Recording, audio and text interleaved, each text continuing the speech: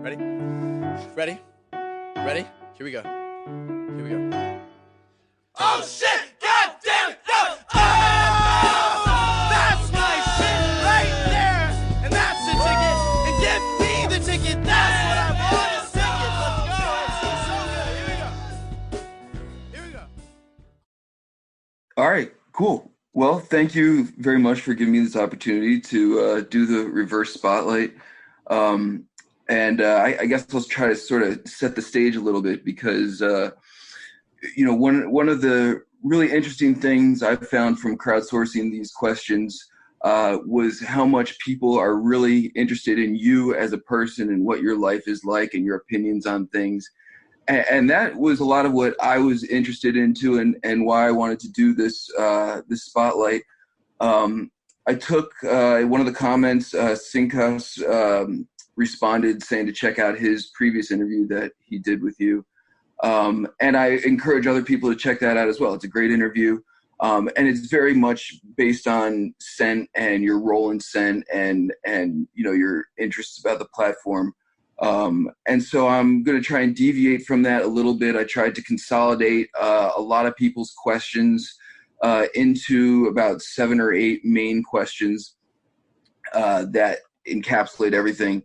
Otherwise, we'd be here all day, right, going through like 50 questions or something. So, honestly, I feel like any of these questions could be turned into like their own podcast practically. They're big questions. So as long as you're cool, we'll get started. This. All right, man.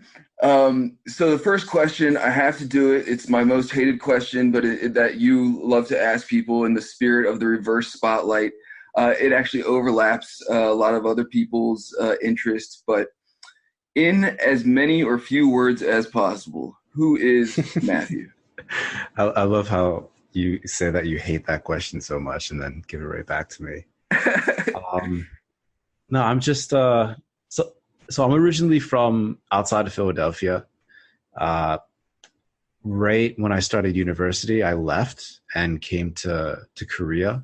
I studied here, graduated from a Korean university, entered like a huge Korean conglomerate, was working there for a long time, first in construction and then later in biopharmaceuticals. And yeah, like got married over here, have a whole life here, flying back and forth between the States and the West and Asia for my job. And then like in the midst of all that, got into crypto and luckily was able to become a part of Scent, where I'm now like leading social, community, and PM efforts with the project. And yeah, I mean, I guess in a nutshell, that's who I am. And yeah, I hope that does the question justice. Yeah, that's good. I feel like it's tough to know what direction to go with it. And that was fantastic. Do you have family back in the States or in Korea, or where are like most of your people located? Yeah, it's 50-50. So like my whole side of the family, they're back in the States, spread like most of them on the East Coast. I got a sibling down in Texas, and yeah, like extended family are Pennsylvania, Connecticut, Delaware. Yeah, but predominantly East Coast. And then they have my wife's side of the family. They're all from Korea. Okay. Wow. So you really got the global thing down. You got people all over. That's awesome, man. This is fascinating. So it's actually a pretty good segue into the second question. What is like a normal day in the life of Matthew? I mean, obviously you sort of have taken an unconventional path in your life. You're up late right now. This is like a reasonable time for me. And I know you're up late most nights. So what, do you have like a routine? Do you have like a regular sort of thing that you go through, or is every day totally different, or what's a typical day like? Yeah. So like Tuesday through Saturday are like the days where my day job overlaps with Scent basically. But I'll just like walk you through my Tuesday to Friday, which are like identical. Like both of the jobs overlap with one another. So I get up at like 5:43 a.m. in the morning. 5:43. It's super exact. I go through my quick morning routine, and then I head out the door with my wife. Then we take the elevator down to the metro that's connected to my apartment, hop on that, get over to a subway station. It's like 4 stops away. And then I got into the company shuttle that'll take me to my day job. As I'm on the company shuttle, and this like it departs around like 6:35, I hop onto the Sent Daily call. And that's where like all 6 members of the team, they link in, they update everyone on what they're working on that day, if there's any like major roadblocks. And then more often than not, we start getting pretty deep and philosophical on the project and start going back to our roadmap, like what is the next feature we want to target, how we want to approach the next step of whatever, are there any problems, et cetera, like all the product related awesome stuff. So that's all done on the bus ride to my day job. So I finish and usually wrap up when we're arriving at my day job. And then from like 7:30 a.m. to about like 5:30 in the evening, usually, or sometimes 7:30 p.m., I'm at the day job. And then coming back on the bus, and like throughout the whole day though, like I'm checking Twitter, going on Sent, responding, writing stuff. It's kind of a beautiful job, like what Sent offers, to be like to work asynchronously like this, and to like check in when you have like a few minutes free on the job. And then like, especially on the bus ride back home, I like to do a lot of thinking, like reflecting on the day, like what am I going to write about tomorrow? Like if I don't have any articles or posts in the pipeline, just use that as like creative time. Then I get home, and then interacting with the product. There's a lot of like behind the scenes stuff that I am in charge of, like in terms of like admin email responses, and like if there's any queries, or like on top of all of that. So usually have a full plate that's constantly replenishing throughout the day. And then when I get back, like ready to lie in bed, just check in one more time to see if there's anything on Sent, and then listing up like my daily goals for Sent for the next day, so that I can share that with the group in Slack, so that when they wake up on their end as I'm falling asleep, they'll see what I'm looking at, so that they can sync their day around other tasks and things like that. So yeah, that's a full day. Dude, that sounds like a full day. Do you mind me asking, is the idea to like do this job in tandem with your current job, or do you see yourself like trying to eventually exit one or the other? Or maybe it's too early to tell, but it sounds like a full day. I mean, you took the words out of my mouth. No, yeah, no, that's a good question. And we're definitely in the process of getting me to go full time with Sent, and that's what I want to do too personally. And I mean, with any startup, there's always uncertainty. And I mean, I've been with the project as a member of the team since April 2018, so we've been with it for a while, through thick and thin. But we're definitely on a great trajectory right now. Funding wise, we're in a very good place. So like the runway is there for me to transition from that day job into Sent full time. I'm already full time already, right? Like, right. But yes, officially is different, or being able to like swing it and with confidence is different. I hear you. Exactly, and I'll just be able to focus more on Sent, like even more than I'm focusing on it right now, and I can direct my attentions to building out different like initiatives, and just getting deeper into the community and building that part out, which is honestly like throughout my day the part that most excites me. And I don't get me wrong, the day job has provided a lot for me. Super grateful to the company that I work for. It's just that Sent is awesome, and this general area and this whole sector, super bullish on for the long term. So I really feel like deepening my roots in this area is for sure the right play. Plus, I mean, it really does play on like everything that I've done career wise up until now, and it just lets me like more like spread my wings more, I guess, and yeah, open me up to even better, more global opportunities. And plus, I mean, I've been in Asia for like over 10 years. I do want to be able to get home and see my parents and take my wife with me and like make sure that she gets to know my side of the family a little bit more. So that would also, like, working with Zen would help me achieve that as well. Yeah, awesome. So dude, I'm gonna go like a little bit off script here, but I gotta ask. It keeps like popping up in my head. I'm like, why 5:43 in the morning? That's the latest that I can sleep in and like wake up and just like brush my teeth and like wash my face and get dressed and do like some pull-ups and push-ups. Like my morning routine is super regimented to maximize like the short amount of sleep that I can have. And that's just like the time that works. I get out the door at the right time. I can get down to catch the train, which is arriving at like 6:11 every morning. Like everything's like clockwork over here. So thanks to like the legit awesome public transportation system, I can just set my schedule pretty precisely. So if you wake up at like 5:45, are you in like a cold sweat because you woke up 2 minutes late, or does that never happen because you're always up at 5:43? Well, I mean, like in Korea, there's like the drinking culture with work is like a real thing.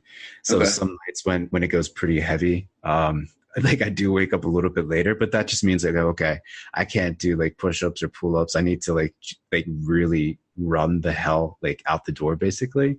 It's Gotcha. manageable, but it's just like, yeah, I'm almost breaking a cold sweat. It's And I imagine you being like extremely organized, so I guess I shouldn't be too surprised.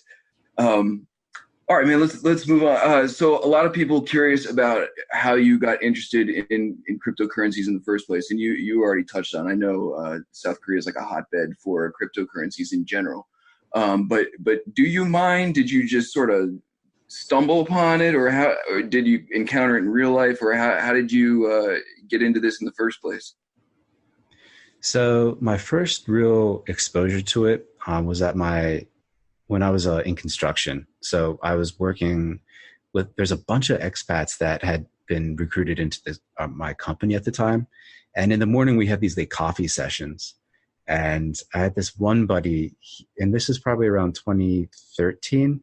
He started to get into Bitcoin, and he started to get a couple of his buddies into it. And I was just like observing it. I wasn't really fundamentally interested in it. Like the speculative aspect of Bitcoin then, even now, like it wasn't super interesting to me. But from that group, like eventually, like everyone except for the closest friend I have here, it was just him and me in that company towards the end. And like the impetus for me jumping into crypto, which is really jumping into Ethereum, happened in like the fall of 2015. I just remember my buddy taking me out. We were walking midday during work. It was autumn. It was like beautiful weather outside. And he was just like, dude, have you heard about Ethereum? And he just went on about it. He's like, smart contracts, blah, blah, blah. And I'm like, what the fuck is this? And like, he totally piqued my interest. I was like, programmable money? That's interesting. I remember just going back into work that afternoon, just like the rest of the workday was just like gone. I was just on the rabbit hole already, Googling Ethereum. And then I came across like a Future Thinkers podcast with Vinay Gupta. And I remember on the commute back home, I was just like blown away by that dude's like eloquent, super engaging Scottish accent, and just like his deep philosophical insights into like the future of programmable money on top of Ethereum, this like global computer. And I was hooked from that point on. That I started buying, and luckily over in Korea, like the exchanges were super easy to sign up for. So I really, yeah, I mean, I was lucky and fortunate enough to get in like pretty early. I kept dollar cost averaging my way into everything. And yeah, that was my initial lead into crypto, and I've been here ever since. So of like, I feel like a lot of people fall into one or more of like they're either like miners, holders, traders. You sort of touched on this in one of your posts the other day. If I'm understanding what you're saying, you're more of like a holder. Do you do any day trading or trading at all, or are you trying to just sit on your rocket ship to the moon? Well, I like to scrape profits. Like when we have like the rises in the markets, and like I know I've made money, I like to take a certain percentage out, and just keep that in what is it, DAI, and then when it drops, go back in, just keep accumulating more. I mean, that's like my very low key like trading involvement. It's not something I'm super like active in at all. I mean, I don't think you can really be, if you are active, like that has to be a full-time job. And yeah, if you try to do that and you're not doing that full time, you're probably going to burn yourself and like lose a bit.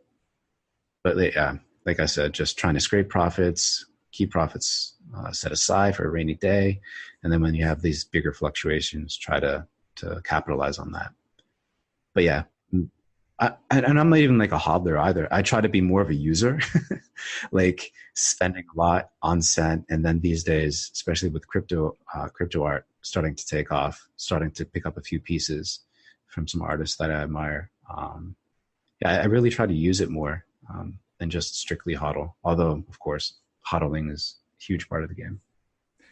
What do you, speaking of crypto art, and it seems like more and more of it is popping up on Cent, and I agree. It's like a fascinating space that isn't in a whole lot of other places. What is your favorite type of content on Cent? Your posts are sort of like one's not entirely like the next one or the previous ones. I mean, I know you got your running themes, but what do you really gravitate towards? So I think I'm like you a lot in this regards.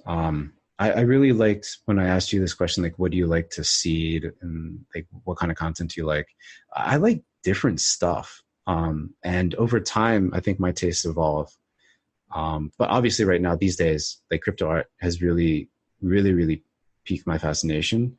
And it just, I think a great example, of everything that Cent has to offer in terms of community, in terms of like showcase for the artists, and then combining the investment side, the cryptocurrency side, and then just like the NFT nature of the art that they're sharing and talking about themselves. I think it's awesome, and it just looks freaking fantastic. And it doesn't even have to be like the strict like the tokenized crypto art. Like for example, what No Shot or Gold Key are doing with their just amazing GIF animations. Yeah, seriously. It just, I mean, it's awesome, right? You look at it, you're like, holy crap. And then you look at the process behind it. Like No Shot has been doing these super fast forwarded like process recaps of like what he did for my body graphic, and then for the Cent wallpaper image that he made. And it's just like, fuck, that's awesome. And it's just like, that's perfect. And I can't find that anywhere else. And to be able to engage with these artists directly, to be able to like commission bespoke work from them, like that's so cool. And I think it's really just scratching the surface of what's possible with the community here.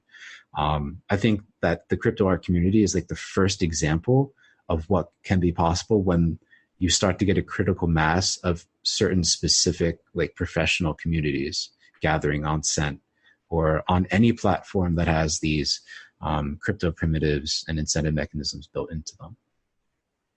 Yeah, it's I'm with you. It's a fascinating rabbit hole that I feel like we're only scratching the surface of. And I agree with you about like some of these posts showing the progressions, like you're talking about. It really makes you appreciate what goes into these things that, to someone like myself, you wouldn't, I don't even have like a frame of reference to put it in until I see something like that. So, if you're not an artist, let alone a digital artist, it's hard to really like know what goes into something like that until you see these posts and you're like, oh, that's a lot, um, Dude, when I saw the graphic that No Shot gave me for the last bounty or the last body bounty, like I had invited him into the Scent Creative group chat, let him know what I was doing, let him know that I was still looking for art for the that current week's body bounty, and like literally less than a day later, he gave me that work, and I'm like I could tell there's a lot that went into that, but then when I saw the whole process, I'm like, oh my god, like it was an insane amount of work, and just like the brush strokes that you can see, just the shading, and like it's insane. It's insane. And the fact that we all have access to those artists and we can all pay them. I just feel like that's amazing. And it takes any creative output. Like I'm just a writer, right? I'm not an artistic guy at all. I don't have an artistic bone in my body. I couldn't even come close to trying to get a graphic like that. Like you've seen my You Deserve a Drink graphic. Like it's like I just put text on top of like Hey man, that's one step beyond a lot of people, that's for sure. yeah, I can do like words. But like being able to have this kind of just eye-catching, just mesmerizing art that you can layer on top of like whatever you do, like for me it's writing. I just feel like it takes content to the next level. And I just can't wait to explore what further collaborations are possible on this kind of platform. I'm right there with you. So what, another like good segue, what is this crypto artist like emergence? Is that like one of the most unexpected things to come out of your time here on Scent? Or I had that question, and then someone else echoed that question too. Like what is like something you never saw coming out of the time you've had on Scent? I think that's definitely the latest example of what I think is something that I couldn't expect or forecast when I started using Scent back in 2017. But like honestly, the most impressive, most unexpected thing about Scent to begin with is just like the thoughtful interactions that constantly occur between users here. I think a lot of people presume that because there's like money in the middle of a lot of the interactions here, that things will be fake, or people would just be like trying to like respond just to try to get the bounty or something like that. But I found that people are just thoughtful as hell. Like they're super simple in their interactions, and they're constantly trying to add value. And to me, like that was unexpected, and it's something that's delighted me like every single day that I've been on the platform. Like I was never involved in, or never heavily into social media to begin with. Like I was signed up to different places, but was never out there like sharing anything or like readily engaging until Scent. And just finding the community of very thoughtful people was amazing. And since then, I've found other communities of thoughtful people too, but nowhere like Scent, where just it feels like the majority of the interactions are like super thoughtful. So for that is definitely the most unexpected thing about Scent for me. Yeah. Cool. Where do you see, like 5 years from now, you look into your crystal ball, or predict the future or whatever? How do you see, where do you see Scent looking? What do you see it looking like, or where do you see its place in the social media spectrum, or is it too ambiguous to project, or how do you see it down the line? Yeah. So I mean, just to clarify too, this is like my personal opinion. Like as a company, like of course we're thinking longer term, but we have like a roadmap that is like within like the next couple months. We're just trying to really find product market fit, of course. So like everything I'm about to say is just my own personal opinion, doesn't represent the views of like Scent the project or the team or anything like that. Just to preface that. Got it. Solid disclaimer.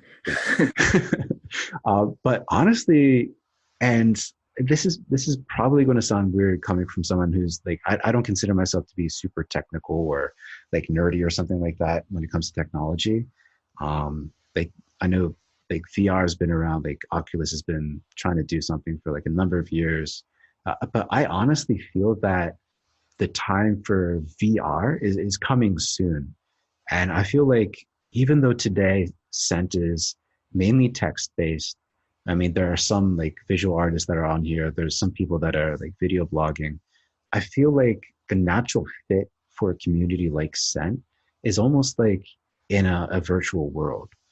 Um, I'm not sure what shape it would take form in. I'm not sure if we would join an existing like virtual community. I'm not sure if it would be something like crypto voxels, um, just more fleshed out. I mean, I'm not sure, but I feel like just the nature of the collaboration of the users on Scent, but somehow it would be just like it would be able to be transposed into a virtual world quite nicely.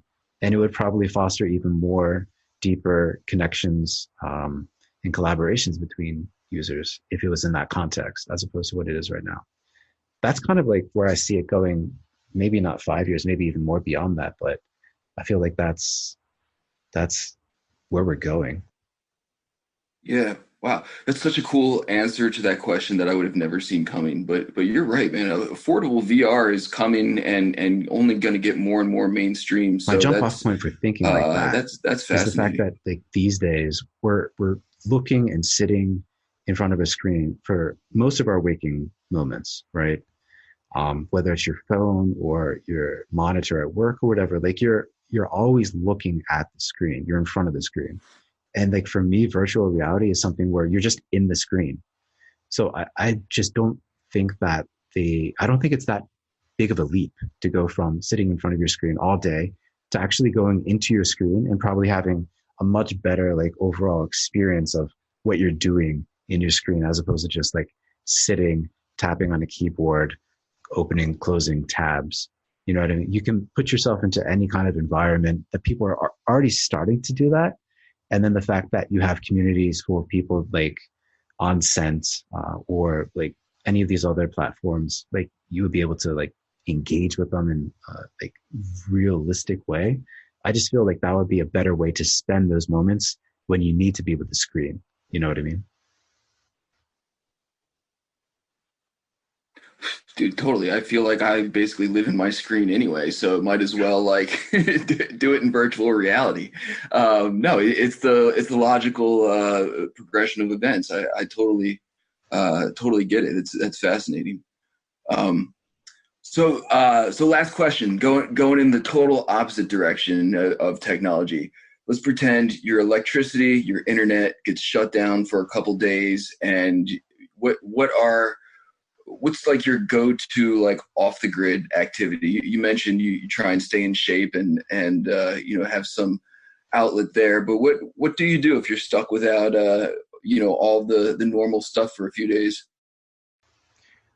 That would be interesting. But like I'm a big reader and I'm a paper book reader. I'm also a runner. I love going on walks with my wife. And then I'm a big coffee drinker and just like food lover and alcohol consumer. So like, I would just go about my business as usual. Just I wouldn't be on Scent, I guess, or like looking at the screen all the time. I would just have more time for those other activities that I'm able to squeeze into my day and on the weekends. I mean, it would be fun. It'd be like a nice little break, I think. That sounds quite peaceful, actually. I thought that as I was writing that question, I was like, I almost wish that would happen sometimes. Like after the initial like total panic of like not knowing how like I'm gonna do anything for a minute, yeah, the reprieve or like some sort of forced reprieve might actually be very peaceful.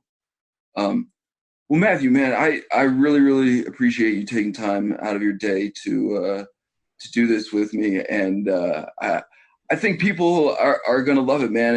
It was really interesting for me, and yeah, man, just want to say thanks. This is fantastic. Likewise. Thanks for doing this, Rizzle. Yeah, thanks, man.